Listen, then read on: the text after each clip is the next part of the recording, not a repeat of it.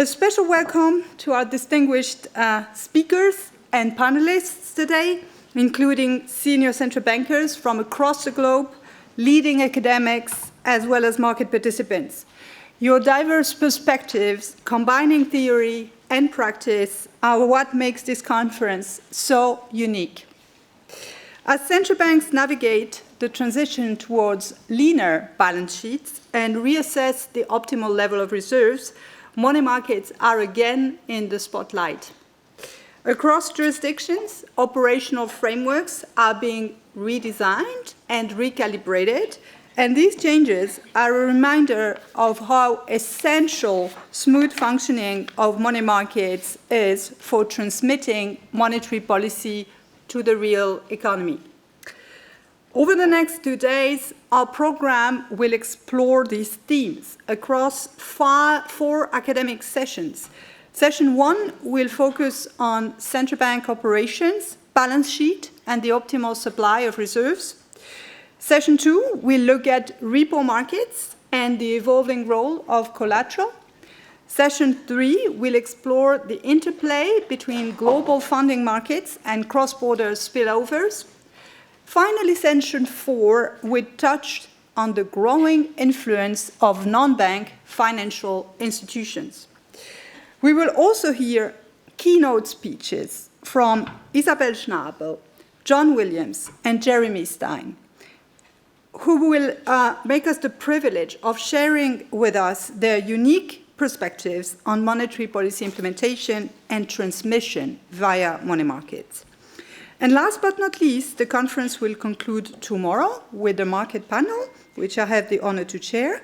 We will hear leading practitioners from the official sector, banks, asset managers, and hedge funds share their view on today's most pressing issues for money markets. This conference is designed as a platform for open and informed dialogue, bridging the worlds of policy, research, and markets. I encourage you to engage, question, and exchange during these 2 days, because this is how new ideas take shape and how we push the boundaries of our understanding. Before we start, some important housekeeping rules, So the full agenda and speaker list are on the conference webpage and also accessible via a QR code displayed in the lobby. Each session includes a presentation followed by a discussion and a Q&A. To the speakers here, please help us stay on schedule by keeping to the allocated time. A little bit on questions. So audience questions are not only welcome in this conference, but strongly encouraged, though we can only accept them in person. To kick off the Q&As, we have lined up some practitioners to ask the first question, but there will be ample time for spontaneous exchange afterwards. Coffee breaks take place in the foyer here, just outside the room, the first one at 10 minutes past 11. Lunch will be served at 10 minutes past 1.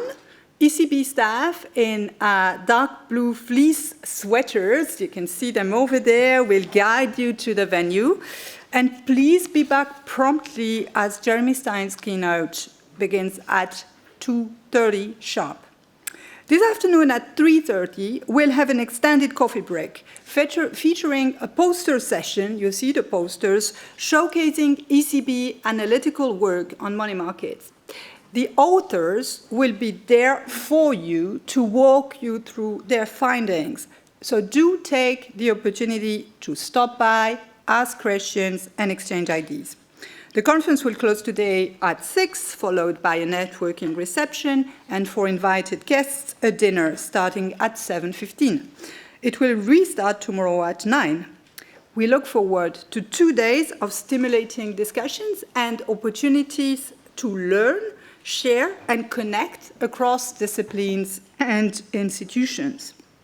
And now, it's my great pleasure to hand over to Isabel Schnabel, member of the ECB Executive Board, for her opening remarks. Isabel.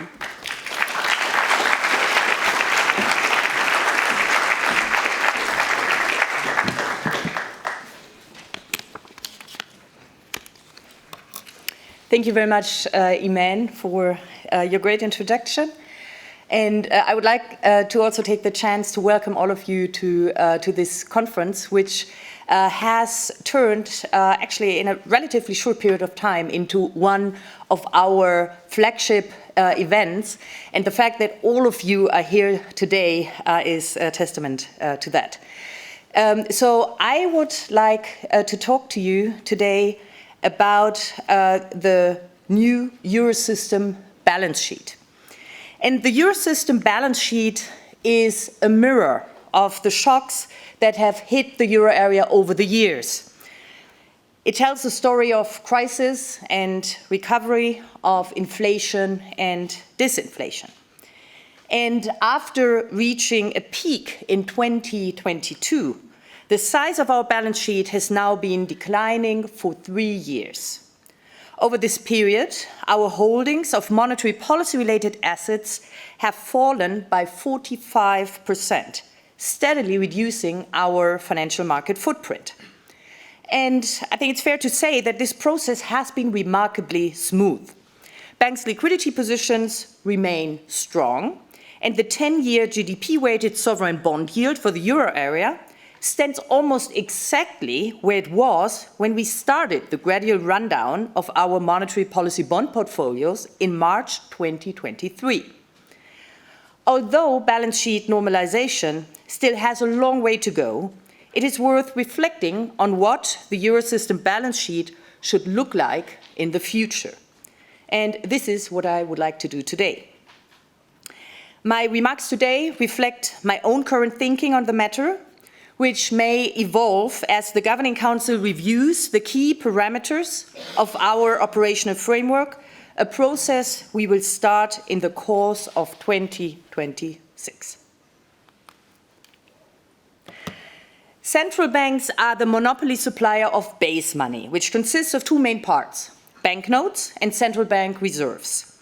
Base money is the main liability of a central bank and determines the size of its balance sheet in normal times. The demand for base money can be met in different ways. In the euro area, prior to the global financial crisis, the Eurosystem primarily provided reserves through collateralized lending to banks, or repos. At the end of 2006, these loans accounted for almost 40% of our assets. So that's the dark blue part on the left-hand side. This changed dramatically when the Eurosystem started to implement balance sheet policies to safeguard monetary policy transmission and stave off downside risks to price stability. During this period, the asset side of our balance sheet became a policy instrument in its own right, and as a result, the main driver of the size of the balance sheet. After the full repayment of the targeted longer-term refinancing operations, or in short, TLTROs, at the end of 2024, securities accounted for more than 70% of our assets. So that's the red part on the right-hand side chart, while loans to banks constituted less than 1%. With the gradual unwinding of our monetary policy bond portfolios that began in March 2023, we entered a new phase in the evolution of our balance sheet. This process is commonly referred to as quantitative tightening, a term that is, however, misleading. When we raised our key policy rates, we made a distinction between monetary policy normalization and tightening. Normalization describes the process of bringing policy back to a broadly neutral setting, whereas tightening refers to raising interest rates above neutral territory to curb inflation. This distinction is also relevant for balance sheet policies. Today, as displayed on the right-hand side, 10-year sovereign bond yields in the euro area are estimated to be still some 60 basis points below the level that would have prevailed in the absence of quantitative easing. By running down our monetary policy bond portfolio, we contribute to a normalization of our balance sheet and thus bond term premium. In that sense, the term quantitative normalization, or QN, better captures the mechanics and intent of the current runoff of our policy portfolios, as we are gradually removing the residual monetary stimulus from the system. QN, however, is more than balance sheet normalization. It is a transformative moment that raises important questions. What role do central bank reserves play in the post-pandemic world? What mix of assets and liabilities best supports the effective implementation of monetary policy? And how will these choices affect market functioning? These are not merely technical questions. They are strategic choices that will influence how monetary policy will operate in the decade ahead. In our operational framework review last year, we provided insights into our thinking on these questions and how we see the future destination of our balance sheet. At the heart of our framework is the recognition that central bank reserves play a different role in the financial system today than they did before the global financial crisis. Back then, banks hardly ever held more deposits with the central bank than needed to fulfill their reserve requirements. They relied heavily on government bonds and interbank markets to manage liquidity. This was also the result of central bank choices. Until 2008, in the euro area, for example, banks had to pay 100 basis points of interest to keep funds they had borrowed in our standard refinancing operations as overnight deposits with the ECB. High opportunity costs disincentivized banks from holding excess reserves. QE has turned that system on its head.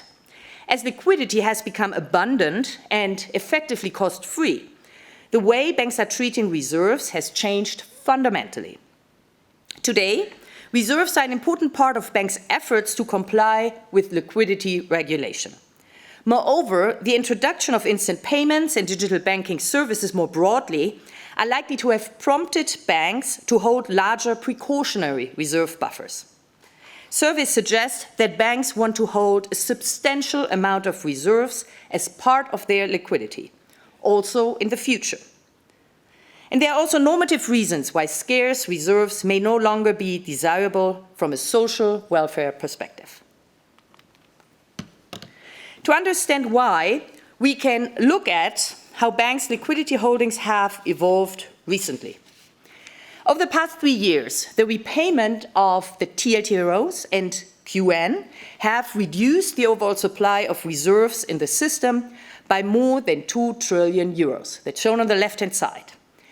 As excess reserves count one-to-one towards the high-quality liquid assets that banks hold, the decline in reserves mechanically leads to a fall in their HQLA unless banks choose to absorb the newly issued bonds replacing the maturing central bank holdings.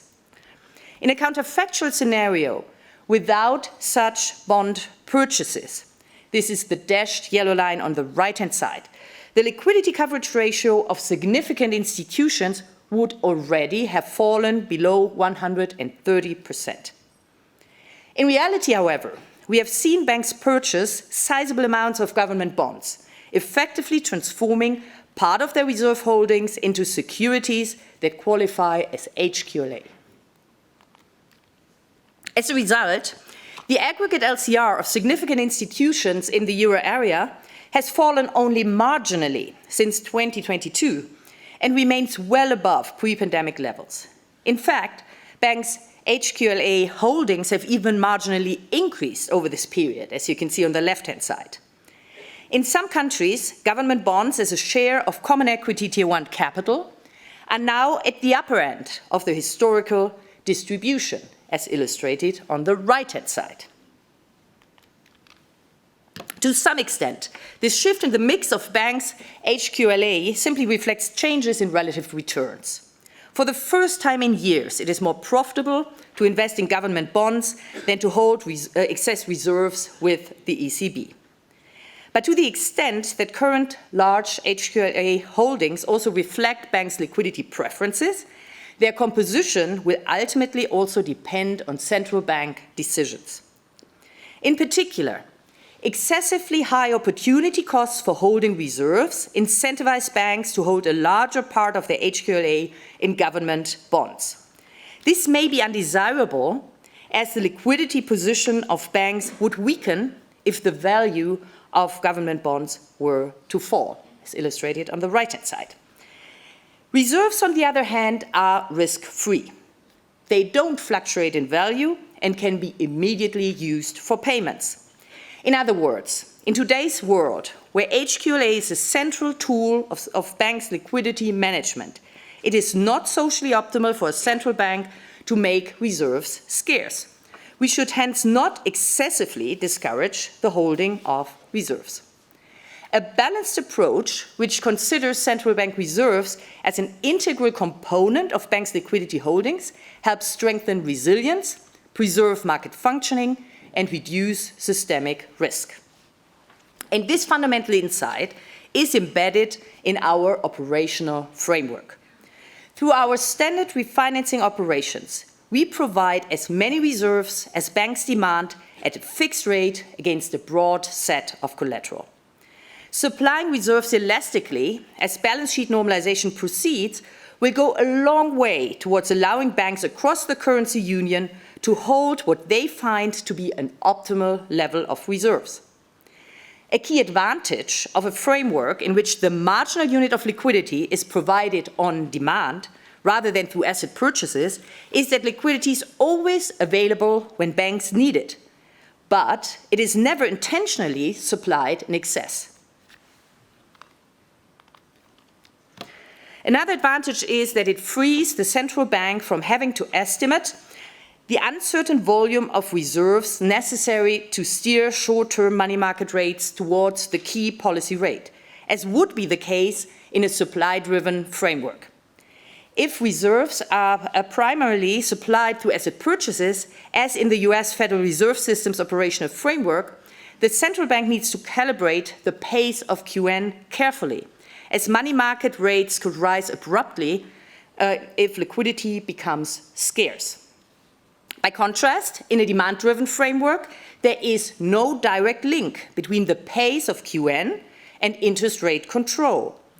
In the euro area, a rise in repo rates would therefore not lead to a slowdown in or the end of QN. We expect that our monetary policy bond portfolios will be run down completely, unless monetary policy considerations were to require renewed asset purchases at some point in the future. Rather, a persistent rise in money market rates to levels closer to the rate on the main refinancing operations would lead to more banks accessing our standard refinancing operations, thereby endogenously adding new liquidity to the system. So far, we have not seen this happening. Even if the number of banks participating in our operations has steadily increased over time, as shown on the right-hand side, the overall volume of demand for reserves has remained limited so far, for two main reasons. One is that excess liquidity remains abundant. While in other countries upward pressure on short-term interest rates has been rising as liquidity conditions have tightened, repo rates in the euro area have remained close to the deposit facility rate, shown on the left-hand side. The other is that reserves, which are unevenly distributed across both banks and countries, are being redistributed effectively. In a demand-driven framework, interest rate control requires two elements. One is to set the appropriate price for holding reserves. That is a spread between what banks pay for borrowing reserves and what they receive when depositing them back with the ECB. The famous Friedman rule suggests that, in a frictionless world, central banks should provide reserves at the marginal social cost, which is approximately zero. However, applying the Friedman rule in a world in which central bank balance sheet expansion is costly from a social welfare perspective implies that a marginal cost should be attached to reserve provision. For example, providing reserves for free would risk disintermediating private markets. By contrast, a positive opportunity cost for holding reserves incentivizes banks to trade reserves in the market. Research also suggests that providing reserves for free could undermine sound liquidity management and lead to a ratcheting up of the central bank's balance sheet, with potentially negative consequences for financial stability.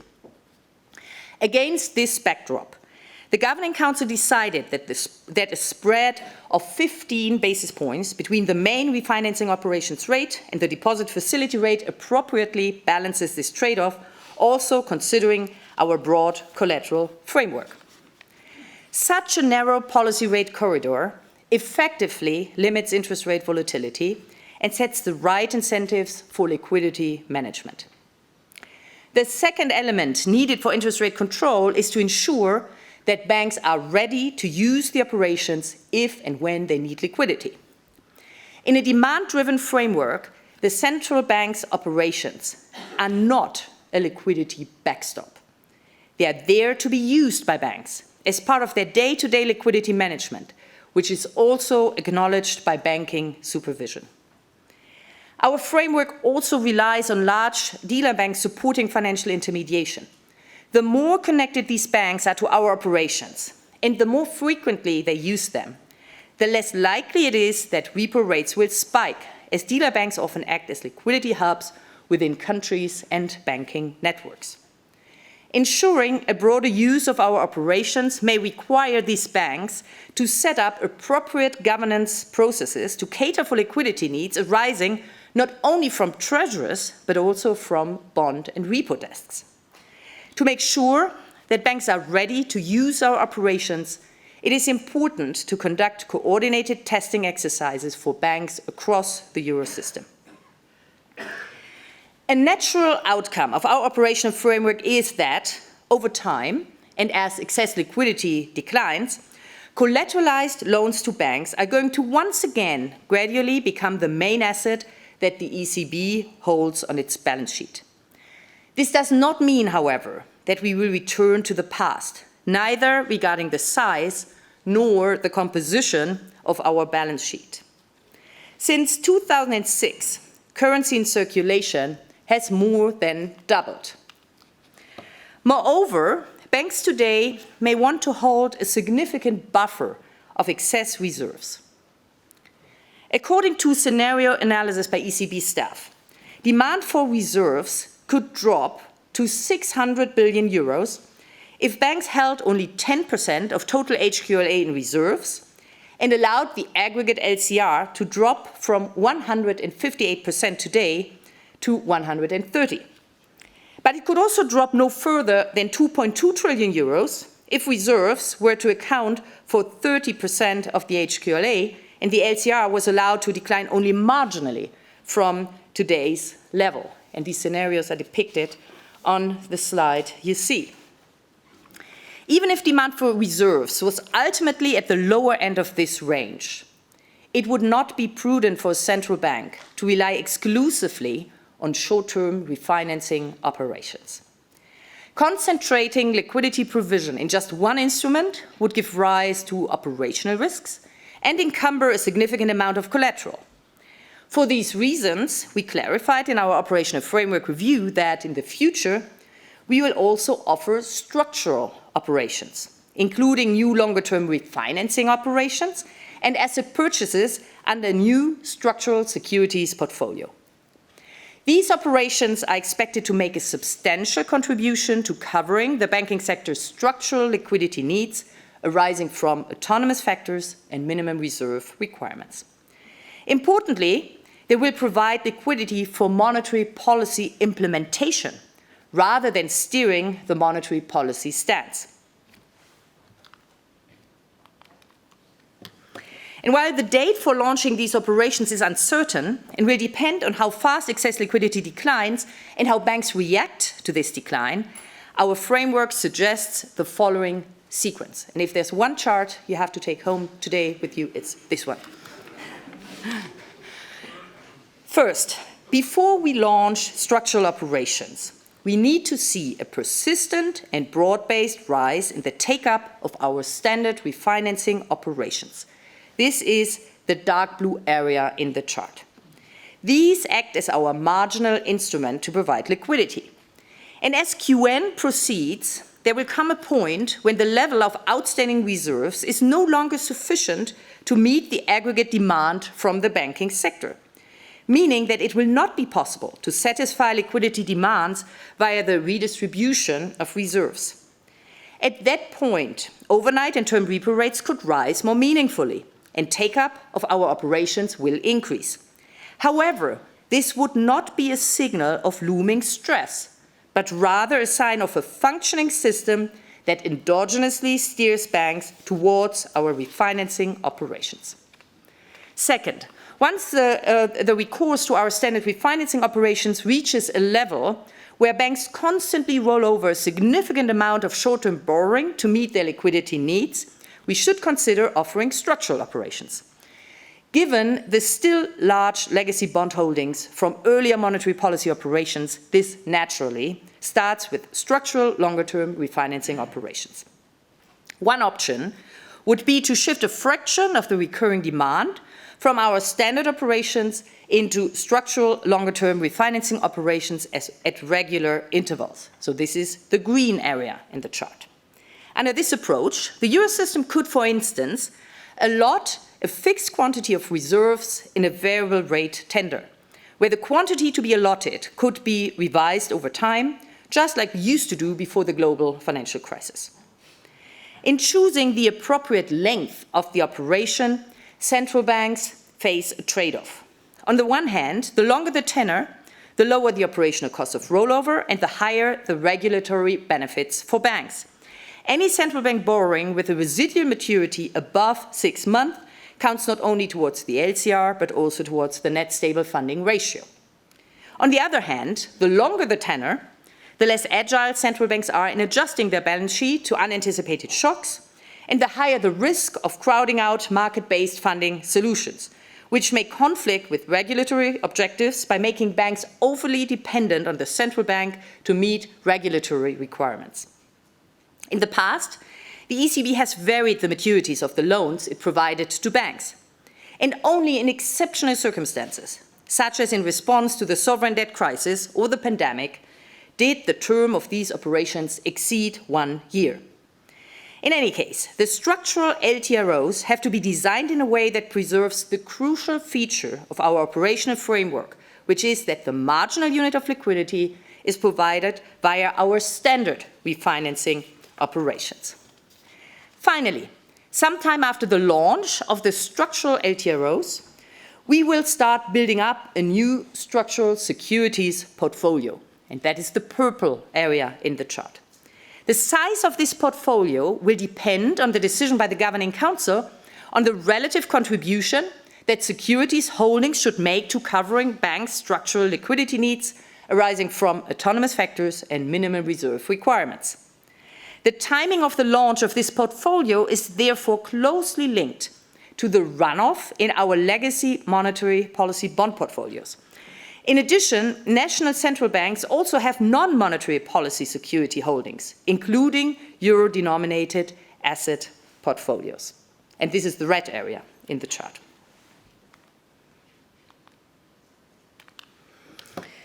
These non-monetary policy holdings fall under the Agreement on Net Financial Assets, which limits the amount of liquidity national central banks can create via non-monetary policy activities, referred to as the net financial asset position. During QE, for example, this position declined, thereby providing monetary policy space, shown on the left-hand side. More recently, it started to grow again, also reflecting efforts to rebuild financial buffers. So, as was the case before the global financial crisis, these national portfolios will make a contribution to covering the euro area banking system's structural liquidity needs in the future, together with the new structural operations. As a result, purchases under the new portfolio will only start once the liquidity injected through our legacy monetary policy bond portfolios and the net financial asset positions falls short of covering the share of reserves the Governing Council decided to provide through securities holdings. Passive balance sheet runoff implies that this point is still far away, as shown on the right-hand side. The final question that I would like to address this morning is the type of assets the ECB may choose to buy as part of its new structural securities portfolio. In taking this decision, we must weigh up a range of factors. For example, in our operational framework review in 2024, we announced that we will aim to incorporate climate change-related considerations into the structural monetary policy operations. Today, I will focus on the considerations related to the maturity structure of the new portfolio. 3 principles are relevant in this context. One is policy stance neutrality. The goal of the operational framework is to implement the desired monetary policy stance and not interfere with it. Outright purchases of long-term bonds transfer interest rate risk from the private sector to the public sector. This eases financing conditions and hence affects the monetary policy stance. Overweighing purchases of shorter-term securities minimizes duration extraction from asset purchases and is hence more stance neutral. A second factor relates to maintaining policy space for future asset purchases. ECB staff estimate that there is still a non-negligible risk of again hitting the effective lower bound in the future. Also, in a more fragmented and shock-prone world, risks to monetary policy transmission may become a concern again. As a result, also in the future, there could be episodes in which the Eurosystem may be forced to purchase significant volumes of longer-dated bonds in its pursuit of maintaining price stability and monetary policy transmission. In view of this, holding shorter-dated assets in the structural securities portfolio could preserve valuable policy space. A third factor relates to the central bank's financial soundness. While central banks are not profit-maximizing institutions, preserving financial soundness helps maintain central bank credibility and independence. One important risk to financial soundness stems from interest rate risk arising from central banks being exposed to a duration mismatch, which occurs when they hold significant amounts of long-term assets with fixed interest rates. While the exposure to such interest rate risk may at times be necessary to preserve price stability, such as during the QE period, it should remain limited in normal times. The design of our operational framework embeds a deliberate alignment of the duration of assets and liabilities. By providing reserves on demand through refinancing operations, the Eurosystem matches floating rate liabilities, reserves remunerated at the DFR, with floating rate assets, namely variable rate repos. By contrast, a framework that supplies reserves largely through fixed rate bonds tends to create more interest rate risk. As a result, when policy rates rise, interest expenses can exceed central bank income. And this is what we have experienced recently. Taken together, the 3 factors speak, in my opinion, in favor of tilting the structural securities portfolio to the extent feasible towards shorter maturities. To conclude, let me leave you with 3 central lessons. First, in a demand-driven framework, there is no direct connection between the rundown of our legacy monetary policy bond portfolios and interest rate control. A narrow policy rate corridor and fixed rate full allotment of our standard refinancing operations can limit interest rate volatility and ensure that reserves remain sufficiently ample. We therefore encourage banks to use our operations if and when they need liquidity. Second, there is a sequence embedded in the operational framework for how to supply reserves in the future. Our standard refinancing operations are the marginal source of liquidity for banks. Once the Eurosystem balance sheet begins to grow durably again, we will start launching structural operations, beginning with longer-term refinancing operations and followed later by the build-up of a structural securities portfolio. The latter will be launched once the legacy monetary policy portfolios have run off sufficiently, also considering non-monetary policy securities holdings. Finally, policy stance neutrality, the need to maintain policy space, and considerations related to financial soundness are important factors that will guide the maturity of assets the ECB will buy under a new structural securities portfolio. And these factors suggest tilting the structure towards shorter-dated assets. And with this, I would like to stop and thank you very much for your interest and attention.